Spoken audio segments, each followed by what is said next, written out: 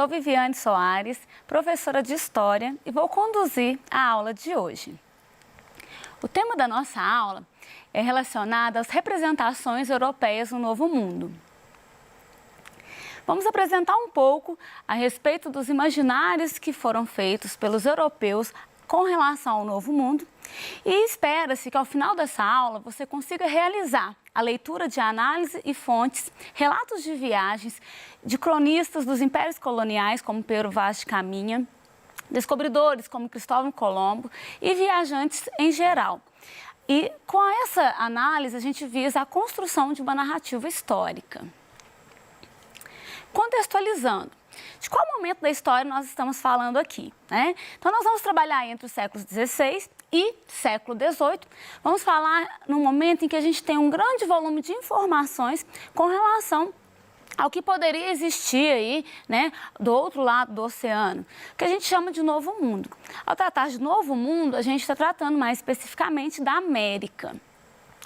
Ao tratarmos, então, da era moderna e pré-moderna também, que é o contexto que a gente vai falar, tanto pré-moderna, a era moderna e pós-moderna, a gente está falando de um período de uma série de transformações. Transformações no modo de pensar, transformações na ciência, um grande desenvolvimento tecnológico e todos esses avanços, eles tornam possível uma maior compreensão do mundo como um todo e uma transformação na sociedade, nas questões culturais, né, na questão aí do pensamento científico de forma geral. Encurtar as distâncias, desvendar a natureza, lançar mares antes navegados, foram apenas uma das poucas realizações desse contexto que a gente está tratando, né, deste período histórico. A razão e a ciência se estabelecem como uma nova forma de ver o mundo. Vários imaginários foram criados a respeito daquilo que era desconhecido. Então, ao tratar aí do oceano, ao tratar do Novo Mundo, ao tratar daquilo que se buscava, mas que não tinha informação ao certo, criou-se a ideia de que poderia existir monstros marinhos, poderia existir aí abismos, situações que colocariam à prova, né, todo o desenvolvimento dos marinheiros. Então, esses imaginários, eles crescem muito. Por quê? Num contexto em que as pessoas elas acreditavam mais no que ouvia do que elas viam realmente, elas acreditavam muito nessas histórias, né? E elas deixavam aí uma certa insegurança. Ao tratar de imaginário, dessa questão dos monstros, a gente faz uma relação da nossa situação atual. Se a gente fala hoje a respeito dessa pandemia do coronavírus que nós estamos vivenciando, fica muito para a gente próximo compreender o que o imaginário ele faz na vida das pessoas, né? É claro que hoje nós temos uma série de informações que nos ajudam a compreender melhor, mas mesmo assim nos vemos permeados de uma série de histórias que nem sempre estão relacionadas com a ciência e que deixam a gente inseguro, que causa um medo muito grande, né? Que causa aí uma instabilidade emocional nas pessoas. Se hoje, com todo esse conhecimento que nós temos, essa sensação está muito presente, vamos pensar nessa época que a gente está tratando aqui, século XV, XVI, como era para as pessoas lidar com algo que elas ouviam falar de uma maneira bem pesada, vamos dizer assim, né? Aquela questão de gerar medo mesmo. Como seria lidar com isso tudo nesse contexto que a gente está falando? E o que essas pessoas utilizaram como forma de amenizar aí essa situação de medo, de insegurança e enfrentar o perigo, né, os desafios. Bom, sobre o mar, vou falar um pouquinho para vocês aqui como o mar era visto pelos navegantes, né? O alto mar era para os navegadores do século XV, o que o espaço é hoje para os astronautas, com a diferença de que o navegador ele sabia muito menos para onde ele ia e tinha menos esperança de voltar. Tinham receio de navegar na costa atlântica da África, além do Marrocos. Por quê? Nesse caso, entraria no Mar Verde das Trevas, um pântano inavegável, cheio de monstros, que tinha sido apontado pelos geógrafos árabes. Se aproassem para o norte, iria dar numa vastidão gelada, onde Judas espreitava perto das bocas do inferno. O pior de tudo era que, em qualquer direção, estaria mais longe da terra e à mercê de todos os elementos. Então, essa passagem, ela mostra para a gente um pouco desse imaginário que se criava em torno do oceano, né? Em torno do desconhecido. Já parou para pensar qual foi o desafio para esses navegadores lá no século XV, XVI em enfrentar esse desconhecido? Quais os maiores medos que esses navegadores, então, tinham, né? Carregavam aí? A ideia de que o oceano ele era conhecido como mar tenebroso, né? De que as pessoas que iam não voltavam, que existiam monstros que consumiam os navios ou que sopravam até que a embarcação virasse, né? A questão também dos abismos, que chegariam a tal ponto e o navio ele cairia num abismo sem fim. A gente traz algumas imagens que nos ajudam a compreender aí um pouco essa questão dos imaginários. Então aqui a gente tem aí um peixe que mais parece com um monstro, né? A gente vê que nas entranhas dele a gente tem várias pessoas. A gente tem também aqui uma embarcação sendo levantada por um monstro. E todas essas imagens e as falas que permeiam essas imagens, elas estavam muito presentes na vida desses navegadores. Aqui é a imagem do abismo, né? Dentro daquela ideia de que a Terra era plana, imaginava-se que se ela fosse, né, plana mesmo, como um prato, vamos dizer assim, chegaria à borda, chegaria a um final. Então existia um medo muito grande que ao chegar nessa borda, a embarcação então caísse, como a imagem aqui traz pra gente aí uma representação. Entretanto, gente, mesmo a gente falando de todos esses medos, de todas essas lendas, esses navegadores, eles se arriscavam. E o que será que fazia com que eles enfrentassem todos esses medos, todos esses imaginários e se lançassem para o mar, né? Já dizia aí Fernando Pessoa, navegar é preciso, viver não. Tratar dessa fala dele nos faz pensar, né? Naquele momento, a navegação era tão necessária ou tão desejada que a própria vida ela era colocada em risco. Pensando nessas motivações, né, do porquê das navegações, como é que eles se arriscavam tanto, a gente se volta para a questão do Oriente e as riquezas que esse Oriente oferecia. Então, muitos navegadores buscavam riqueza nesse Oriente, né, já que o comércio aqui era muito forte, e só que as rotas que levavam a essa região, as rotas mais fáceis, elas já estavam sendo dominadas, tanto por navegadores genoveses, venezianos, que controlavam aí a rota que passava aí pelo mar Mediterrâneo. Então, era necessário buscar um novo caminho para se chegar a esse Oriente. Então, essa busca desse novo caminho, as possibilidades de facilitação do comércio, de maiores lucros, ela serve como um incentivo maior para esses navegadores. Bom, a gente falou a respeito do incentivo ligado às especiarias, né, que eram condimentos, temperos, produtos aí aromatizantes, peles, né, num período em que a gente não tem, por exemplo, o uso de geladeira, né, eles precisavam de temperos, algo que contribuísse aí para a manutenção do sabor da carne, dos alimentos. Então, esses temperos, nesse contexto, eles eram muito valorizados. Então, as especiarias é um dos exemplos, mas a gente tem também como desejos aí, como busca, a questão de mais terras, a questão aí de fiéis para a Igreja Católica. E a gente tem também a conquista de mercado consumidor, que é ter para onde vender os produtos. Bom, o primeiro povo que se propôs a explorar o oceano foram os portugueses, por uma série de questões. Os portugueses eles já haviam passado por um processo de centralização do poder, né, de formação de uma monarquia centralizada. Eles tinham experiência náutica, experiência na construção de embarcações. Então, todos esses fatores, a acumulação de capital também é muito importante a gente citar, isso contribuiu para que eles se lançassem nas navegações. Mais tarde, nós vamos ter os espanhóis, que também já vão ter passado por esse processo de centralização. Os espanhóis demoram um pouco porque eles precisam aí expulsar os muçulmanos que estão dominando a região, né? Então eles passam por um período que é chamado de reconquista e só aí eles se fortalecem politicamente falando e podem também se lançar às navegações. Então, um dos pontos importantes neste contexto, a gente tratar aí do Novo Mundo, é a chegada de Cristóvão Colombo, né? Que ele vem amando ou patrocinado, melhor dizendo, pela Espanha, embora ele não era espanhol, ele era um genovês, mas ele chega ao que a gente chama hoje de Novo Mundo, né? Então ele vai chegar nas terras que mais tarde foram batizadas de América. É interessante a gente pensar que Cristóvão Colombo fez essa viagem em meio a todos aqueles imaginários que a gente já tratou, né? A questão de monstros, a questão de se existe ou não um paraíso do outro lado, né? A ideia de criaturas fantásticas, sereias, todas elas foram ultrapassadas para que essa viagem fosse possível. Nessa imagem, a gente tem retratado aqui um pouco desse imaginário, né? Então, são pessoas que estavam com a cabeça no peito, né? Pessoas com cabeça de animal, homens com um pé só, que se equilibravam em um enorme pé, né? Todos todos esses imaginários, eles estavam localizados, vamos dizer assim, na região do Oriente, né, na região da Índia. E à medida que esses povos iam chegando nessa região e descobriam que lá não existia, de fato, aquilo que eles acreditavam existir, eles começam meio que deslocar esse imaginário para outras terras que eles não conheciam. No caso aqui, a gente está falando do Novo Mundo. Então, eles já começavam a entender que se não estava lá, né, e já que eles precisavam acreditar que aquilo existia, então eles colocavam esses monstros, então, no Novo Mundo. Era no Novo Mundo, na visão deles, que encontraria esses monstros. O Novo Mundo, ou continente americano, então, passa a ser o reduto, onde estariam aí todos esses seres que habitavam o imaginário europeu.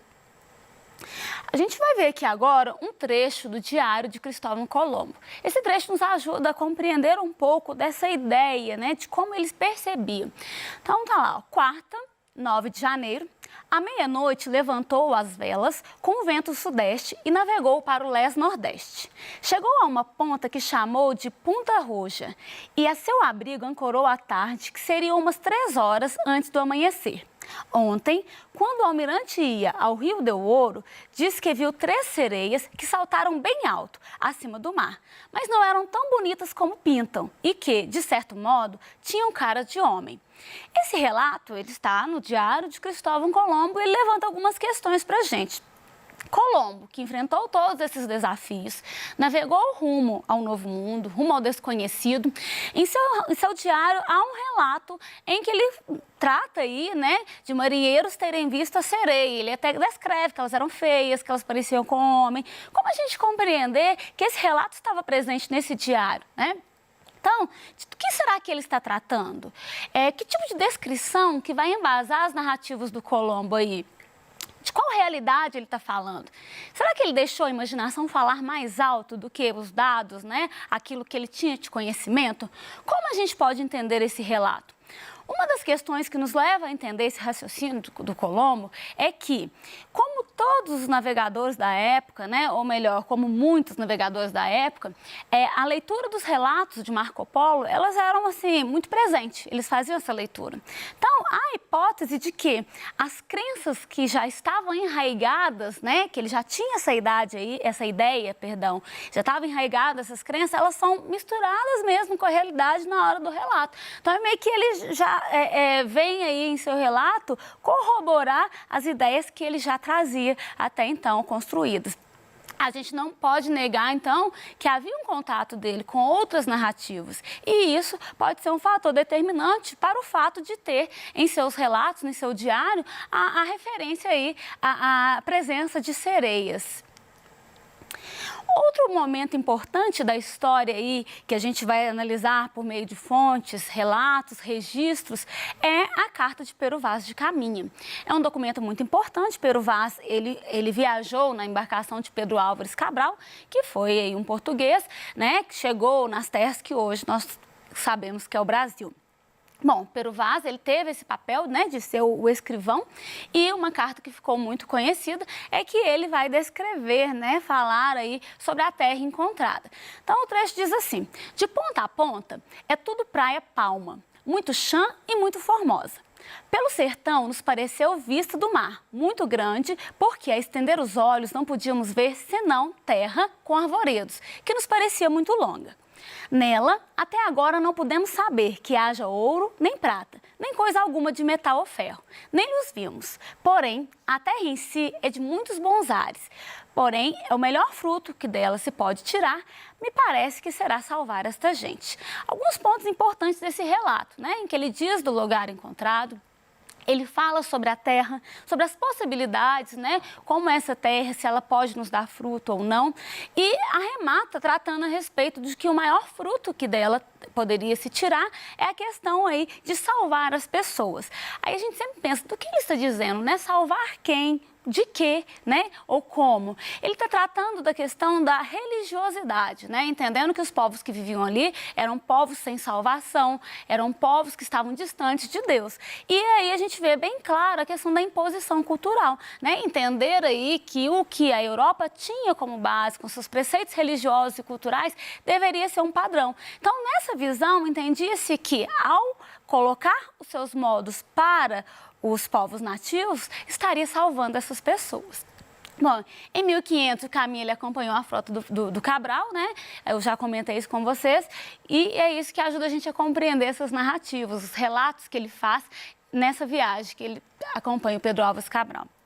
Ao tratar das narrativas, a gente reforça que é a questão do outro, porque compreende-se que os europeus, ao olhar o nativo, ao olhar o outro povo, ele faz a partir de uma lente cultural, né? Ele está olhando a partir da sua cultura, tentando enxergar o outro. Então, a gente até costuma dizer que ele não estava tentando ver o outro, conhecer o outro. Ele estava tentando reconhecer. A partir das suas características, ele buscava aquilo. E uma vez que ele não encontrava, aí ele considerava aquele outro como inferior, como selvagem, como alguém que falta civilidade, como alguém que falta religiosidade. Então, a gente tem algumas descrições, né? O Caminha vai descrever os nativos como rijos, saudáveis e inocentes. A gente tem aí o Américo Vespúcio falando aí que são mansos, vivendo de uma forma paradisíaca, de acordo com a lei natural. A gente tem também a visão deles como gente bestial, de pouco saber. A gente tem de Manuel da Nóbrega, né, que é um padre jesuíta, que vai falar que eles são cães em se comerem, em se matarem, são porcos nos vícios e nas maneiras de se tratarem. Então, todas essas narrativas, elas trazem um pouco dessa questão cultural que a gente diz aqui, né, desse etnocentrismo por parte dos europeus. A gente tem aqui mais uma imagem que ela retrata uma cena que foi tratada como cena de canibalismo, mas a gente sabe que, em se tratando de indígena, não se trata de canibalismo, uma vez que isso não faz parte da dieta deles, comer a carne de outro índio. A gente chama isso de ritual antropofágico, que é, a partir de uma guerra, né, eles devorarem a carne do inimigo naquela ideia de que eles estão devorando, na verdade, as suas qualidades, a sua valentia, a sua braveza.